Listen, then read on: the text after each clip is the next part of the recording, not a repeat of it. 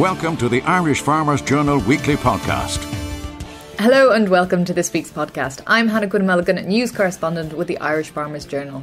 Coming up on the show this week. We were meeting the other night now and Jim was telling us that consumption is growing by 1.8% every year. Well, I think supply will be over 2 this coming year. So there will be a drop in the price of milk.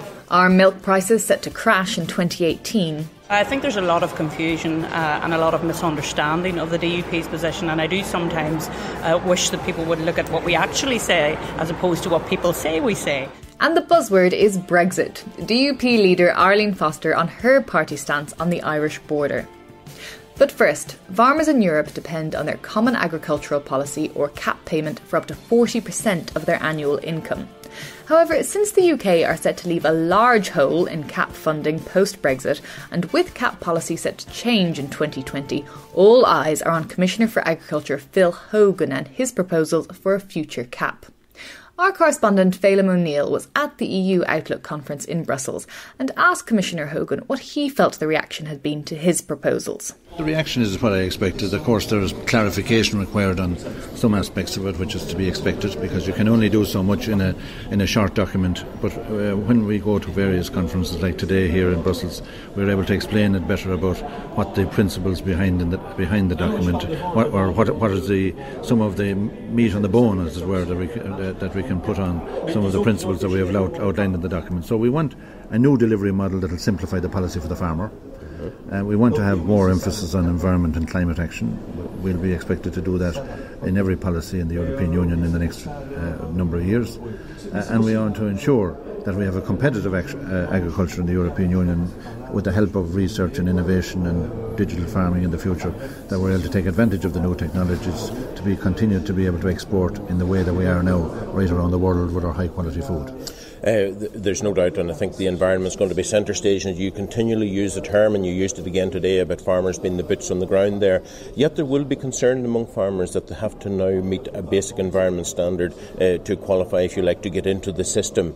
Will that be a very difficult standard to achieve for farmers, or is it something that they're probably doing already and just need to formalise it? I think farmers know that, the issue, the buzzword of course is sustainability, but what farmers know by that is that you have to have good water quality, you have to have good way of breeding your cattle in order to ensure that we reduce our emissions, that we have to have a clean environment in every possible way in order to ensure that there's trust between the farmer and the consumer, that the products that they're getting are sustainable, that they're well produced and well processed at the end of the day for the very fickle markets that you have around the world where there's a lot of competition, particularly in the Far East. So I think that farmers understand that, and what I am actually going to do in this policy and what I'm striving to do is to help them to even go further in the ambition that they have and which they must achieve in order to continue to have the big market share for the high level of exports that we have in Ireland. You touched on it in your presentation this morning, and was again picked up on by the subsequent speaker about the issue of unfair trading practices, the imbalance in the food chain, if you like. You have ideas and ambitions to produce proposals in 2018 for that. Will you be able to secure the support amongst your fellow commissioners and amongst the legislators to bring forward something meaningful there? Well, it's in the work programme of the Commission for 2018, so that's a good start. And clearly from this presentation you saw today from the French professor of agriculture that there is a problem there, and they see that the share of the profitability for the farmer vis-a-vis the processor and the retailer is going down. Now, we're told that by farmers for a long time, but we saw a little bit of evidence there today in terms of some slides that were shown with various references to the studies that were done that help us in order to achieve some action that we can take in 2018. So I'm determined that we will try and help with some proposals in 2018 to rebalance the action that the farmer is getting. Just a last point, I suppose, in the CAP, and it involves the issue of Brexit, which never seems to go away in one guise or another. There's going to be a gap in the budget when the UK leaves. Do you feel that member states will pick up the slack there, or that you will be left with less money to spend in the CAP and indeed all other areas of expenditure in the years ahead? Well, we have two options. They're very obvious to people. You either put more money into the budget and the member states are the only ones can do that, or you cut expenditure. So the European Council have to make that decision in March. And I suppose finally then, Commissioner, moving on to Mercosur, you're just back from Argentina, having spent most of last week there. There's no Mercosur deal. I suppose beef producers in Ireland and indeed across Europe, as well as sugar producers, will breathe a sigh of relief at that. Do you feel that they can relax now? Is the issue of a Mercosur deal pushed out into the distant future, do you think? No, it's not pushed out into the distant future. It's pushed out into 2018. And there's going to be another round of negotiations at the end of January, early February. It's a constant battle to ensure that the voice of agriculture in relation to our sensitive products has been heard, particularly in beef and sugar, and I will continue to do that. Well, you certainly succeeded in Buenos Aires in hearing the voice and no further offers being made there. Is it likely that the EU will have to push the limit a bit further to conclude the deal, which so many other areas of the EU desperately want to progress and conclude? Well, we don't have a deal yet in relation to a lot of very important issues outside of beef and ethanol. We don't have agreement on the standards. We don't have agreement on the geographical indications, which is important for the Mediterranean countries. And we don't have agreement on car parts and rules of origin. These are very important So it's issues. not just Europe being awkward then, there are issues that Mercosur have to address as well. We have about a dozen issues that are open at the moment which Mercosur have to address. And if they don't address them, we won't have a deal. And if they do address them, of course, agriculture will have to play its part in finalising that deal. But we're a bit away from that yet. Commissioner, thank you very much. The Irish Farmers Journal Weekly Podcast. Commissioner Hogan mentioned that sustainability was the buzzword for CAP, but the buzzword for 2017 has definitely been Brexit. Although an agreement seems to have been reached on the Irish border post-Brexit, there is still some concern among members of the unionist community in Northern Ireland that the current arrangement will lead to a soft border. Our correspondent Peter McCann was at the Roos Winter Fair in Balmoral Park, where he spoke to the Democratic Unionist Party leader Arlene Foster about the current arrangement. There is a good buzz around the show today. I think people are generally interested, of course, when they want to talk to me about Brexit and want to know about the negotiations that are going on. I think most people are expressing the view that they're content with what happened last week in relation to the agreement that went to Brussels, particularly when we intervened in relation to the East-West issues to make sure that there was unfettered access to the GB market, because, of course, for a lot of agri-food people, that's critical and that's very, very important. There's been some commentary around it that we wanted a hard border. That's the last thing we want to see. We want to see a frictionless border. But what's important for us as well is to make sure that the East-West relationship continues in an unfettered fashion. So we're there to represent farmers. This party, my party, has always been a voice for farmers in Europe and at Westminster, and will continue to be that voice for farmers. And that's why it was important for me to be here today, to engage with farmers, to hear what they had to say. You're right. I think the markets are stronger than last year. Yeah. Obviously, depreciation of sterling's had an impact in relation to a lot of our farmers. And so it's important that we continue to represent their interests. And that's what I will do. I will continue to represent their interests. Finally, Ms. Foster, the last week, 10 days, are we seeing a kind of, I suppose, a softening of your stance on Brexit? You said there, like, you don't want North-South to remain similar and East-West, but does that mean that, there's going to be more alignment to the EU? Like, there's no other really way around that. And if you want that East-West in Britain, like, how's that going to work? I think there's a lot of confusion and a lot of misunderstanding of the DUP's position, and I do sometimes wish that people would look at what we actually say as opposed to what people say we say, what we have always said. And if you look back at the statement I made the day after the referendum, is that we want to have a sensible Brexit, a Brexit that works for everybody in Northern Ireland.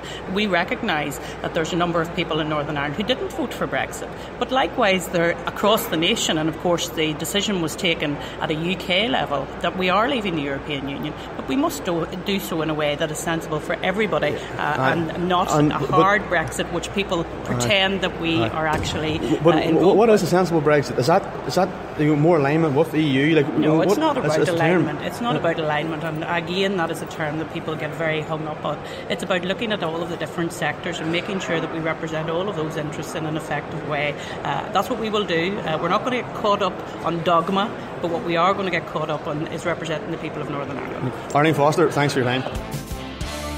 You're listening to the Irish Farmers Journal podcast. There were rumblings in the forestry community last week as it came to light during a Oireachtas committee hearing that the government-owned commercial forestry business, Coillte, may have been dishonest with a large group of farmers regarding contracts signed a number of years ago. Pat Collins, forestry chairman with the IFA, spoke to our correspondent Thomas Hubert about where the problems lay between Coillte and the farmers. I think the problem is that Coillte haven't been very open and very honest with their partners. There is a number of cases where there's 65 to 70% of the clearfell being taken by Coillte, leaving the farmer with a very small pot of money, somewhere in the region of about 6,000 per hectare. And that equates to, we'll take 12,000 hectares planted in the country in Coillte partnerships. And if you take that at 25,000 a hectare conservative price, that would equate to about 250 million. And if you take the 65, as I already have said, 70% that Coillte take, that's 180 million taken out of the pot. So that means that the 700 farmers are left with about 70 million. So, and if you equate that back, if you break it down, what it means is farmers are getting about 6,000 per hectare. They have to turn around then and replant, which would cost somewhere in the region of 1,500 to 2,000 a hectare, leaving the farmer with 4,000 a hectare. It's really a no-win situation for a long-term investment. A long-term investment. As farmers are the custodians of the land, they're supplying the land, they're also growing the trees, they have the biggest risk, and they end up with the smallest chunk. What would you expect Coillte to do now? Those contracts are in place, but they're not satisfactory, as you say. What can happen? I think Coillte, the onus is on Coillte to come back to these members and have a public meeting where all members would be informed of their process, their due process, what they're going to do, and how they're going to address the issues here. I think Coillte have a lot to answer. I think that farmers will find themselves in a very difficult position now. Is the trust between Coillte and the partners, have they broken that? I don't know. It seems that it has. It's very fractious at the moment, and I think that farmers need answers and they need them quickly. Coillte have to appear before the Oireachtas Committee sometime in early January, and like the Oireachtas Committee have to be praised for the work they have carried out to highlight this. Is this a semi-state body taking advantage of rural Ireland? Maybe. I think it is. I think this needs to be addressed. I think there's a greater onus on people to know what they have in their plantation, what they're growing, the volume of timber. I don't think there was meaningful negotiations between the farmers and Coillte throughout their contracts, because I don't think there was ever a meeting where it says, look, we need to discuss the growth weight of your timber, what your yield class is, where we're going to sell your timber, how much saw log is there, what stake wood, pallet wood. It's endless. It's endless. Like when the contracts were drawn up, I think they were very loosely drawn up. Coillte have admitted that there are issues there with them. I think they're open for legal interpretation at the moment, and I think Coillte have a lot of answers to address to their partners. You say the farmers should know how much their forestry is worth, and at the same time they don't seem to trust Coillte to do this and give them a fair return. Who can be this valuer? What we need is like what they have in Sweden and Finland. We need an independent body, a non-profit making organisation to come in here, measure the timber, and also maybe instigate where sales could be generated. We can't have Coillte selling your timber, and also turning around at the other end and buying it to supply their own factory. I don't think that is very fair. I think we need somebody to come in there. What we need to do is educate farmers what their growth rates are in the forest, what value they have in the forest, and to know exactly how to sell their timber. It's very important. There's 3 ways you can sell your timber. There's roadside, standing or clearfell, and we have to make farmers aware of what way to sell their timber. We also have to make them aware how to measure timber and to be very proactive in their forest. It is a crop, it just takes a bit longer to mature. Okay, Pat Collins, Forestry Chairman of the IFA, thank you very much. Stay tuned, because still to come we have former Dairygold Chairman Bertie O'Leary with his predictions for the future milk price, and we take a look at how Christmas has changed through the generations. Hi, I'm Mairead Lavery, and this week's festive issue of the Irish Farmers Journal has something for all of the family. We've 10 pages of TV listings. We've €2,000 worth of prizes in our bumper Christmas quiz. There's fun puzzle pages for the children. And you can win tickets to Taylor Swift and Michael Bublé in our great GAA quiz. Plus, don't miss our fodder supplement outlining how to manage winter feed on your farm. This week's bumper edition of the Irish Farmers Journal is on sale now. Dairy farming has gone from strength to strength this year, with good milk prices pushing up the average farm income up by 30%, according to Teagasc. But will the good times last for dairy farmers in 2018? Well, former chairman of Dairygold, Bertie O'Leary, was receiving the industry's highest mark of recognition for services to the industry, the Plunkett Award from the Irish Cooperative Society, last Friday in Dublin, and I spoke to him about the changes he's seen in the industry and the future for dairy prices in 2018. I grew up on a 70-acre farm, and my father gave me the farm when I was 19, a young fella with no sense. But anyhow, I remember at that time we were milking cows in the stall. That's the difference when you walk in between the cows, and we had a surge milking machine, and you put a belt over the cow's back and you put the bucket on the cow to milk. So I had no money, starting off farming. I went down to, he was a bank manager in Macroom by the name of Bill Rocket, and he was an old man. And I won't say what age I would say an old man is, but he said to me, "You're too young to get a loan." He said, "But you know, you have the farm got, I'll give it to you on my own account." And he gave me a loan, and I built the milking parlour, and that was how I started off. We increased cows, and I have land lease since. I have the farm next door lease now to 150 acres, and this year now we'll probably milk 85, 86 cows. That time we had only about 25, I think it was. So that's how things have gone, and I was 19 that time, and a month ago I was 59. And you mentioned now we've seen some fluctuation in the milk price. I mean, this year very strong milk prices. Last year, like you said, 22 cent a litre. Lots of young lads out there looking to expand and being sold a dairy dream, if you like. I mean, it is the highest income in farms. I mean, would you still advise young farmers to get into dairy farming? I certainly would, but you have to expect that you're going to have the highs and the lows. You'll have the 39 cents and you'll have the 21, 22 cents. And it all depends on the market. And if you would have, like we were meeting the other night now, and Jim was telling us, like, you know, that consumption is growing by 1.8% every year. Well, I think, you know, supply will be over 2 this coming year. So, like, there will be a drop in the price of milk. But that's the way it's going to be. Teagasc are estimating a 10% drop next year, and I've heard other rumblings as well. Did you have any estimations yourself, do you think? Not really, only just listening, we'll say, to Dairygold management now. And, you know, it's hard to predict, but there's one thing assured, it's going to come down.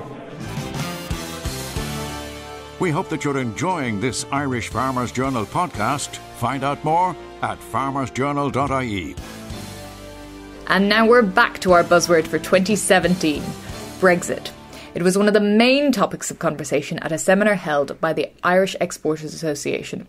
And our correspondent, Lorcan Allen, spoke to Chief Economist for Ulster Bank, Simon Barry, about the impact it's had on the UK economy. What we're seeing, I think, overall over the last year or so is an economy that has held up better than expected. So if we go back to just around the time of the referendum, I think there were widely held concerns that the uncertainty that the referendum result was going to bring had the potential to produce pretty significant weakness in the UK economy, potentially even putting it into recession. And I guess thankfully from a UK perspective and also from an Irish perspective, things haven't turned out as bad as had been feared.